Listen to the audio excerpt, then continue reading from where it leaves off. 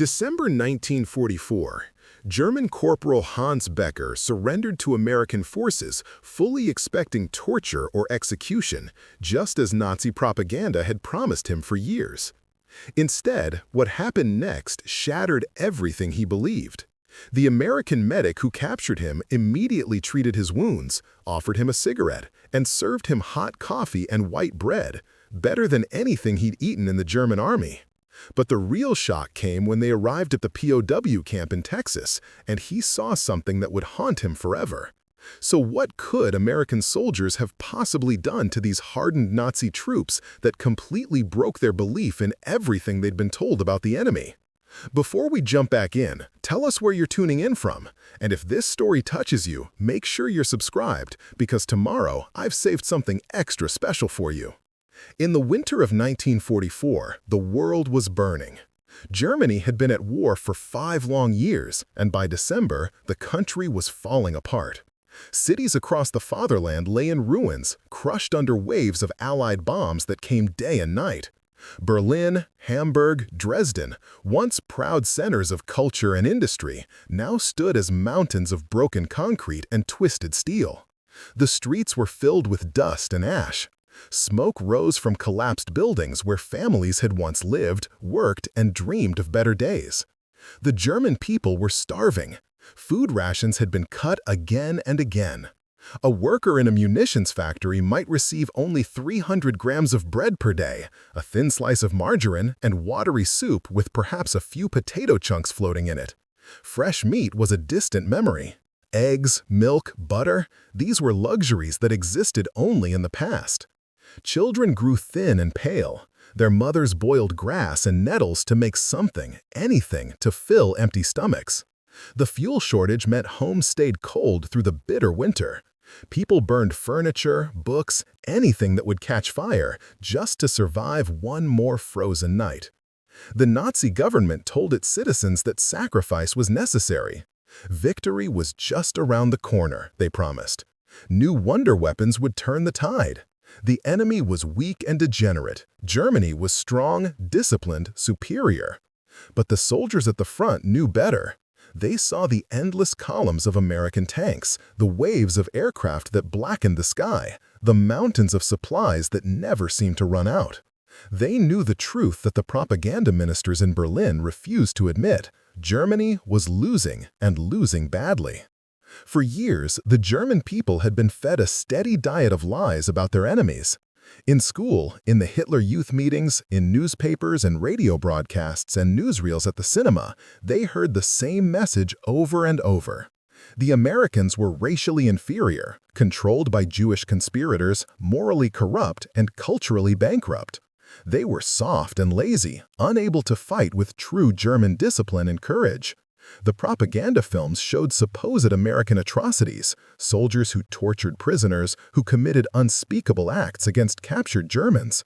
Surrender meant certain death or worse. Better to fight to the last bullet, to die with honor, than to fall into enemy hands. Hans Becker believed every word of it.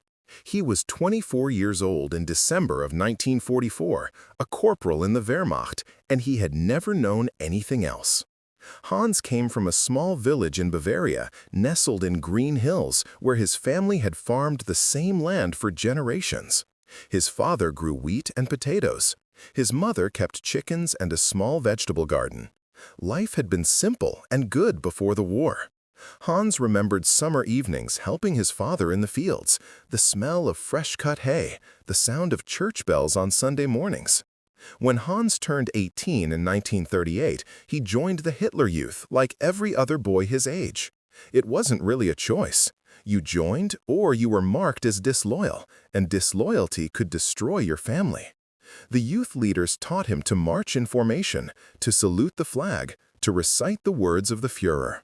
They taught him that Germany had been betrayed after the First World War, stabbed in the back by cowards and traitors. They taught him that the German people were destined to rule, to expand, to take what was rightfully theirs. They taught him that enemies surrounded Germany on all sides, that the nation must fight or die. In 1941, Hans was conscripted into the army. He trained for 6 months, learning to fire a rifle, to dig a foxhole, to follow orders without question. Then they sent him east to fight the Soviets. He spent 2 terrible years on the Eastern Front, watching friends die in the snow, seeing things no young man should ever see. In 1943, they transferred his unit west, and by December 1944, Hans found himself in Belgium, taking part in what the generals called a great counteroffensive. The soldiers called it something else. They called it desperation. The Battle of the Bulge began on December 16th. German forces punched through American lines in the Ardennes forest, hoping to split the Allied armies and capture the vital port of Antwerp. For a few days, it seemed like it might work. German tanks rolled forward. American units fell back in confusion. But the attack ran out of fuel, out of ammunition, out of time. The weather cleared, and Allied planes filled the sky. American reinforcements poured in by the thousands. The Great Offensive became a great disaster. Hans fought in those frozen woods for 8 days. His unit was cut off, surrounded. They had no food except what they could scavenge. They had almost no ammunition left. The cold was so intense that weapons jammed and men lost fingers and toes to frostbite. On Christmas Eve, an American artillery barrage struck their position. Shrapnel tore through Hans's left shoulder and leg. He fell into the snow, bleeding, unable to move. He lay there for hours, drifting in and out of consciousness. He expected to die.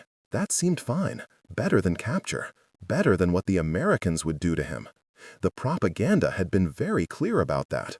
If the enemy caught you, they would beat you, starve you, work you to death, or simply shoot you and leave your body in a ditch. When Hans opened his eyes again, dawn was breaking gray and cold through the trees. He heard American voices nearby, speaking English. He couldn't understand the words, but the tone was calm, almost casual.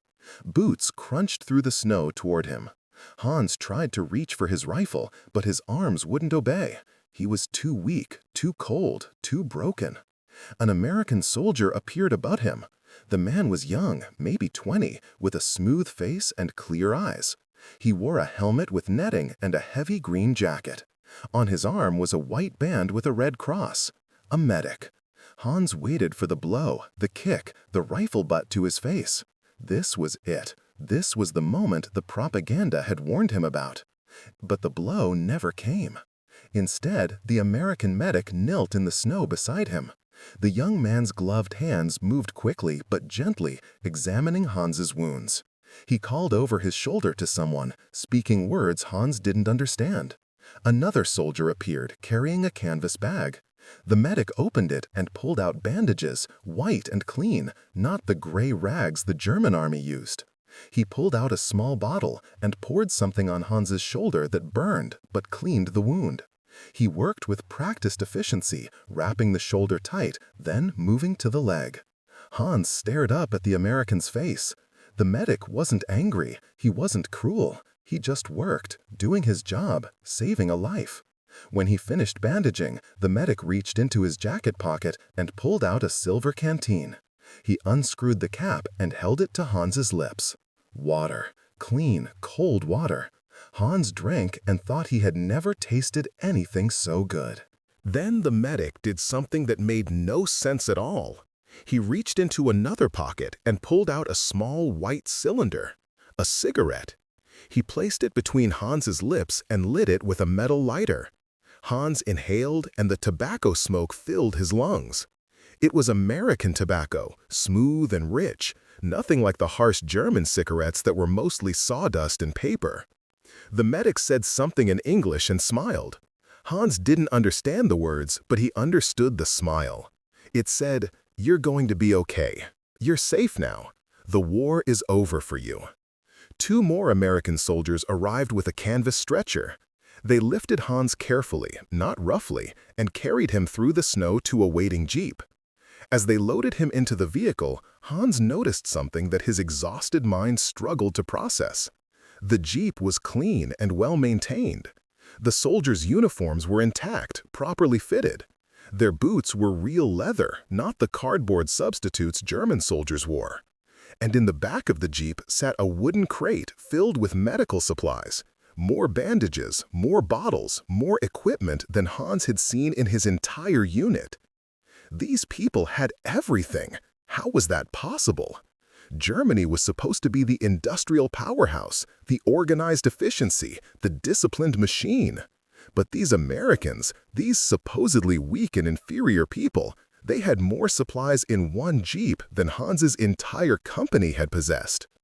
The Jeep drove through the frozen forest for 30 minutes. Hans lay on the stretcher, warm under a thick wool blanket that someone had tucked around him. His wounds still hurt, but the sharp edge of pain had dulled. He felt strange, disconnected, as if he were floating outside his own body, watching all this happen to someone else. What were they going to do with him? Where were they taking him? The old fear crept back into his chest. Maybe this was just the first part. Maybe they were kind at first to make you lower your guard, and then the real treatment would begin. Maybe the torture came later, in some dark building where no one could hear you scream. But another thought pushed against that fear, a small, quiet voice that Hans had never heard before. The medic's hands had been gentle. The cigarette had been a gift, not a trick. The blanket was real warmth, real comfort. These small acts didn't fit with what he had been told his entire life. They didn't match the propaganda, the warnings, the promises of American brutality. Something was wrong. Or maybe, Hans thought as the Jeep bounced along a rutted road, something was very, very right, and everything he had believed for 24 years was the actual lie. They took Hans to a field hospital where American doctors worked on dozens of wounded men, both American and German. The doctors wore clean white coats over their uniforms. The operating room had bright electric lights that never flickered. Hans received proper surgery on his shoulder, real anesthesia that put him to sleep without pain. And when he woke up, his wounds were stitched with actual medical thread, not the rough twine German medics used when supplies ran low. A nurse brought him hot soup with real chicken floating in it, and a thick slice of white bread with butter. Real butter. Yellow and creamy, not the gray substitute that tasted like candle wax. Hans ate slowly, afraid that if he ate too fast he might vomit. His stomach had forgotten what real food felt like. Hoffman began keeping a notebook. After each mission, he wrote down everything he observed about the fast Mustangs. He recorded their squadron markings when he could see them. He noted the altitude where encounters occurred. He estimated their speed based on closing rates and distances. He documented their climb performance by watching them pull vertical and timing how long it took them to gain altitude. The notebook filled with numbers and observations, and slowly a pattern emerged. The fast Mustangs always operated above 20,000 feet. They always flew with specific American fighter groups, particularly the 4th Fighter Group and the 357th Fighter Group. They never flew alone, but always in formations of 4 or 8 aircraft. And most importantly, they seemed to use their speed advantage with calculated precision, as if their pilots had been specially trained to exploit this new capability. Weber watched them hunt. The American pilots would position themselves 5,000 feet above the German fighters. They would wait until the Germans committed to attacking the bombers. Then they would roll inverted and dive, building speed to perhaps 480 miles per hour. They would make one high-speed firing pass, often shooting down a German fighter in that single pass. Then, instead of turning to dogfight, they would simply push their throttles forward and accelerate away in level flight, pulling away from any pursuit at speeds approaching 500 miles per hour. The Germans could not counter this tactic. If they tried to climb to match the Americans' altitude advantage, the Mustangs would dive on them during the climb when German fighters were slow and vulnerable. If they stayed low and fast, the Americans would simply avoid combat until the Germans ran low on fuel. If they tried to pursue after an attack, the Mustangs would outrun them effortlessly. The fast Mustangs could engage or disengage at will. They controlled every fight completely. Weber's squadron lost 2 more pilots in May. 3 more in early June. The losses were unbearable not because of their number, but because of their nature. These were experienced pilots, survivors of years of combat, shot down by an enemy they could not catch or outmaneuver. There was no fair fight anymore. There was only the sudden dive from above, the burst of gunfire, and the American accelerating away before anyone could respond. On June 8th, an American P-51 was shot down by anti-aircraft fire near Weber's airfield. The pilot bailed out and was captured unhurt. German intelligence officers questioned him for hours, and their report eventually reached Hoffmann's hands. Most of the report contained nothing useful. The pilot gave only his name, rank, and serial number, as required by the Geneva Convention. But the interrogation officer had noted one curious detail. When asked about his aircraft's performance, the American pilot had smiled and said, "You guys never figured out the fuel, did you?" The interrogation officer had not understood what the pilot meant by this comment. But when Hoffmann read those words, everything suddenly made sense.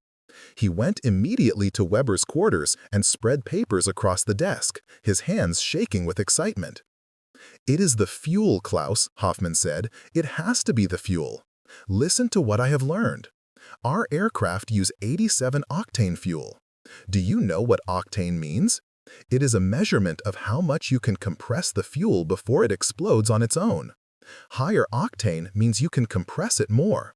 More compression means more power from each explosion in the cylinder. More power means higher speed." Weber frowned. "But we already use the highest octane fuel our refineries can produce. The synthetic process creates 87 octane. That is the limit of the chemistry." "For us, yes," Hoffmann said. "But what if the Americans have found a way to make higher octane fuel? What if they are producing 90 octane, or 100 octane, or even higher? Each increase in octane allows higher compression ratios and higher boost pressures. The same engine could produce much more power simply by burning better fuel." Weber thought about this. How much more power are we talking about? Hoffmann pulled out his notebook and began calculating. If they have developed fuel that allows 50% higher boost pressure, the Packard Merlin engine could produce perhaps 2,000 horsepower instead of its normal 1,400. That would explain speeds of 490 miles per hour. That would explain the vertical climbs. That would explain everything we have seen. They traveled by train again, this time for 3 days, rolling south and west through landscapes that took Hans's breath away. Forests gave way to farmland that stretched beyond the horizon. Small towns with white churches and neat houses. Cities with tall buildings and streets full of cars. Everywhere, there was no war damage, no bomb craters, no burned buildings, no refugees with their possessions and carts. America looked like Germany had looked in his childhood memories, before the madness, before the destruction. No, Hans realized, America looked better. America looked like it had never even noticed there was a war happening. The train arrived at a small station in rural Texas on a bright January morning. Buses took them the final 15 miles to the camp. Hans pressed his face to the window and stared at the landscape. Brown grass stretched forever under a blue sky bigger than any sky he had ever seen. There were no mountains here, no forests, just flat earth and distant horizons. It felt strange and open and somehow peaceful. The camp appeared ahead, a collection of long wooden barracks surrounded by wire fences. Guard towers stood at the corners. But as the bus drove through the main gate, Hans saw things that made no sense for a prison. There was a baseball field with white-painted bases and a backstop. There was a building with windows that turned out to be a library. Another building housed a small theater with a stage. Between the barracks, prisoners played cards at wooden tables in the sun. Some kicked a soccer ball back and forth. Others sat reading books or writing letters. They looked healthy. They looked almost relaxed. The new arrivals lined up for processing. American officers checked their names against lists, took their information, gave them camp identification tags. Then guards marched them to the mess hall for their first meal. Hans walked through the door and stopped so suddenly that the man behind him bumped into his back. The mess hall was enormous, clean, and filled with the smell of cooking food. Long tables with benches stretched in rows. At the far end, a serving line waited behind steam tables. American cooks in white aprons stood ready with metal serving spoons the size of small shovels. Hans picked up a metal tray and moved through the line. The first cook plopped a mountain of mashed potatoes onto his plate. The next added 2 thick slices of meatloaf, brown and glistening with gravy. Then green beans, then carrots, then a roll with butter, then a slice of apple pie. At the end of the line, another worker offered him a choice of milk or coffee.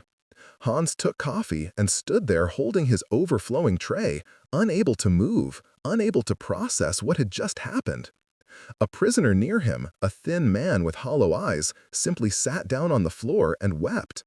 His tray crashed beside him, food spilling across the clean tile, and he covered his face with his hands and sobbed. Guards came over, but they didn't yell or drag him away. They just helped him up gently, got him a new tray of food, and guided him to a table. Hans sat at a table and ate slowly, forcing himself not to rush even though his body screamed for him to shovel the food into his mouth as fast as possible.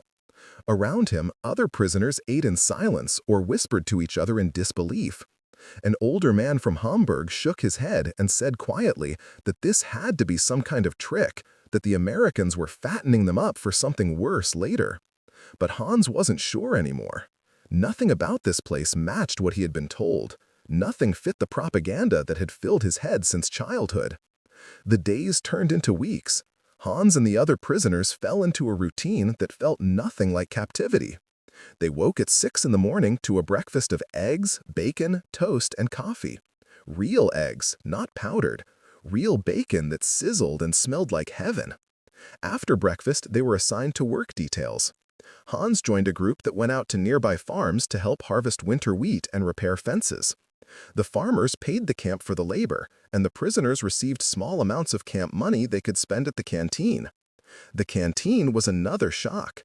It sold cigarettes, candy bars, soap, toothpaste, writing paper, and pencils. One afternoon in February, a truck pulled up outside the canteen and workers unloaded wooden crates stamped with red letters. Hans watched as they stacked case after case of glass bottles filled with dark brown liquid. Coca-Cola. He had heard of it but never tasted it. The next day, Hans used some of his camp money to buy a bottle. The first sip was cold and sweet and bubbly, completely unlike anything he had ever drunk before. It tasted like America itself, like abundance and possibility, and a world where people could make drinks just because they tasted good, not because they were necessary for survival. At night, Hans lay on his bunk and wrote in a small notebook he had bought at the canteen. He wrote about the food, the work, the strange kindness of the guards. He wrote questions he couldn't answer. Why did the Americans treat their enemies this way? Why give them so much when they could give them so little? What did it mean about everything he had been taught? In one entry, he wrote that the guards fed them better than his own officers had. And he underlined it twice because it seemed like the most important truth he had discovered. Christmas came in 1944, exactly 1 month after Hans had been captured. The camp commanders announced that there would be a special holiday meal. Hans expected something slightly better than usual, maybe an extra roll or a piece of fruit. What happened instead changed something fundamental inside him. The mess hall was decorated with paper chains and pine branches. The tables had white cloths on them. And when the prisoners filed through the serving line, the cooks loaded their plates with turkey, bread stuffing, cranberry sauce, sweet potatoes with marshmallows on top, dinner rolls, and 3 different kinds of pie for dessert. It was a feast that Hans remembered from childhood Christmases before the war. The kind of meal that no longer existed in Germany, that maybe would never exist there again. The camp chaplain, an American officer with gray hair and kind eyes, stood at the front of the hall and said a prayer. He spoke in English, but a German-speaking prisoner translated quietly. The chaplain thanked God for food and safety. He acknowledged that the prisoners were far from home and missing their families. He asked for peace to come soon so that all men could return to their loved ones. When he finished, some of the prisoners had tears on their faces. After the meal, a young American guard approached Hans's table. The guard looked barely 19 years old, with red hair and freckles across his nose. He pulled out his wallet and showed Hans photographs of his family back in Wisconsin. His parents standing in front of a white farmhouse, his little sister holding a puppy. The guard asked Hans, through gestures and a few German words he had learned, what Bavaria was like. Hans tried to explain about the green hills and the church bells and the way morning fog filled the valleys. They shared a cigarette, and for a few minutes they weren't guard and prisoner, German and American, enemy and enemy. They were just two young men talking about home. In February, the camp received bundles of American newspapers. The guards let the prisoners read them, and Hans practiced his limited English by working through the articles slowly. One day, he found a newspaper from January with photographs that made his blood turn cold. The images showed concentration camps that Allied soldiers had liberated. Piles of bodies, living skeletons staring at the camera. Mass graves. The article said these were camps where Jews and other prisoners had been murdered by the hundreds of thousands. Some of the German prisoners insisted it was propaganda, fake photographs made to turn the world against Germany. But Hans stared at the images and felt something crack open inside his chest. The faces of the dead looked real. The horror looked real. And if this was real, then what else had been a lie? The camp offered English classes 3 evenings a week, taught by a prisoner who had been a schoolteacher in Hamburg. Hans attended every session, hungry to understand this language, this country, these people who had defeated him. Late at night, after lights out, the teacher sometimes whispered dangerous thoughts to the small group who still came to his bunk. He said maybe the Nazis had been wrong. Maybe the stories about racial superiority were nonsense. Maybe Germany had become the villain in this war, not the hero. Some prisoners told him to shut up, that such talk was treason. But others listened and nodded in the darkness. One Sunday, a group of prisoners, including Hans, received permission to attend a church service in the nearby town. American guards drove them there in a truck and sat in the back pews while the prisoners filed into the church. The building was small and white, with a tall steeple. Inside, it smelled like wood polish and old hymnals. The congregation stared at the German prisoners with a mixture of curiosity and caution, but they didn't leave. They shared their hymnals and made space on the benches. After the service, an elderly woman with white hair approached Hans. She said something in English he didn't fully understand, but she was smiling. She reached into her bag and pulled out a knitted scarf, dark blue wool, soft and warm. She pressed it into Hans's hands and patted his arm. Hans stood frozen, holding the scarf, and felt hot tears run down his face. This woman had probably lost sons or grandsons to the war. Germany had brought death and destruction to the world. And yet here she stood, giving him a gift, treating her with kindness he didn't deserve and couldn't understand. The war in Europe ended in May of 1945, but Hans remained in the Texas camp for another full year. The American government wanted to make sure Germany was stable before sending prisoners home. Hans didn't mind the wait. The camp had become a strange kind of refuge, a place where he could think and learn and slowly rebuild his understanding of the world. He improved his English until he could read whole books. He took a class in carpentry and learned to build furniture with proper tools and good wood. He played on the camp soccer team and laughed with friends under the enormous Texas sky. Sometimes he almost forgot he was a prisoner. In June of 1946, the Americans finally announced that Hans's group would be repatriated. The prisoners packed their few belongings into small canvas bags. Hans carefully folded the blue scarf the old woman had given him and placed it at the bottom of his bag, along with his English-German dictionary, letters from an American pen pal in Ohio who had started writing to him through a church program, and a small American flag that one of the guards had given him as a farewell gift. The guard had signed the back of the flag with a pen and written in simple English that Hans could now read easily. Remember that enemies can become friends. The journey back across the Atlantic felt different from the voyage to America. Then, Hans had been wounded and afraid and certain his life was over. Now he was healthy and strong and terrified for entirely different reasons. What would he find in Germany? What was left of his country, his home, his family? The other prisoners talked quietly about what they had heard in letters. Cities destroyed, millions dead. The country divided between occupation zones controlled by America, Britain, France, and the Soviet Union. Everything had changed, and Hans was sailing back into a world he no longer understood. The ship docked at Hamburg in early July. Hans stood on the deck and stared at what remained of the city. Whole neighborhoods were gone, reduced to fields of rubble that stretched for blocks. Buildings stood like broken teeth, their walls blown away to reveal the rooms inside where people had once lived their ordinary lives. Women and children picked through the ruins, searching for anything useful, any scrap of metal or wood or brick that could be sold or traded. The harbor itself was clogged with sunken ships, their rusted hulls jutting from the gray water like the bones of dead giants. The prisoners filed off the ship and onto German soil for the first time in years. Red Cross workers gave them papers and instructions on how to register with local authorities and find transportation home. Hans stood in line for 3 hours to get a travel permit, then waited another 4 hours at the train station for a train that might or might not come. When it finally arrived, it was so packed with refugees and displaced persons that Hans had to stand in the aisle, crushed between other travelers for the entire journey south. How do we make sure Germany is never defeated again? How do we become strong?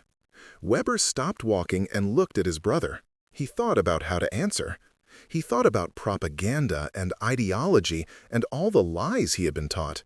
He thought about the Knight's Cross at his throat, earned through skill and courage that had ultimately meant nothing.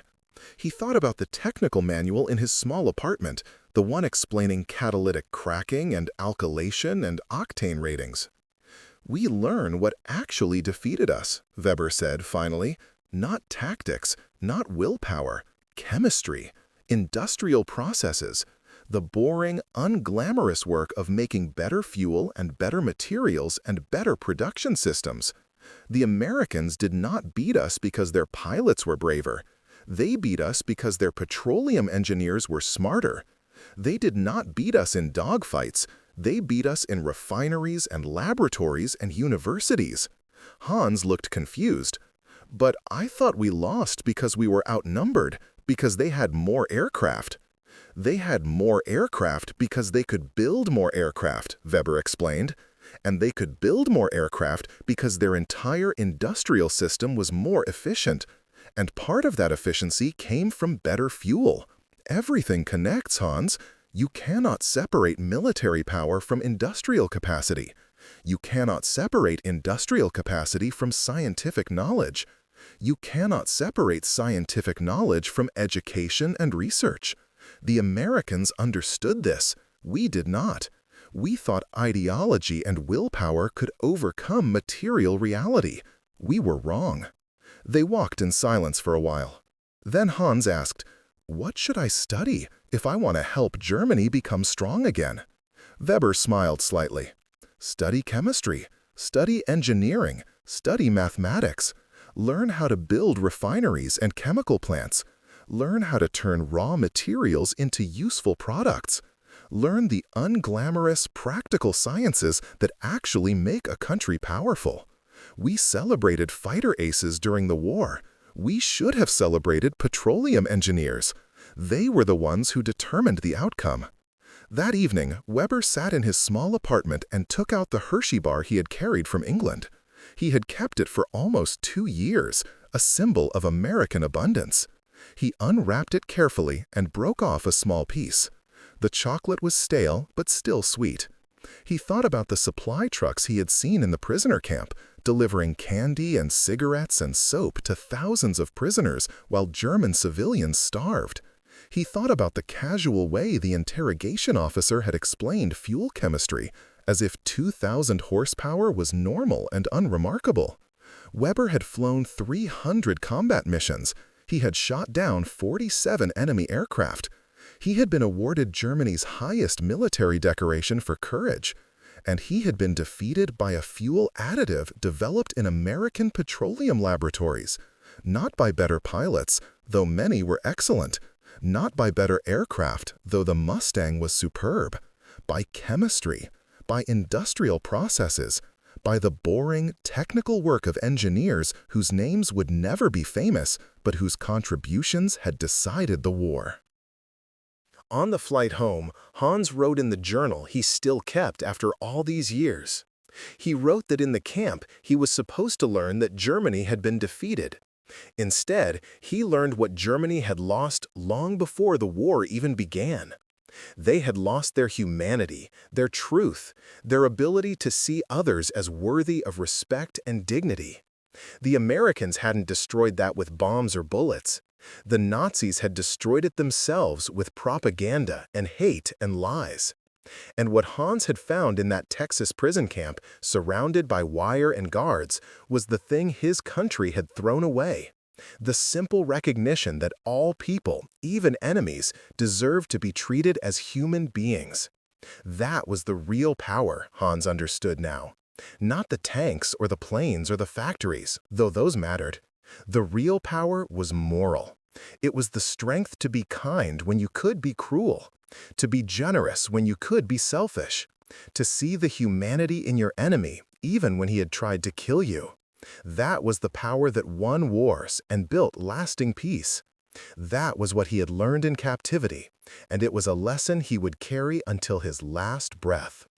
Up next, you've got 2 more standout stories right on your screen. If this one hits the mark, you won't want to pass these up. Just click and check them out. And don't forget to subscribe and turn on the notification bell so you don't miss any upload from us.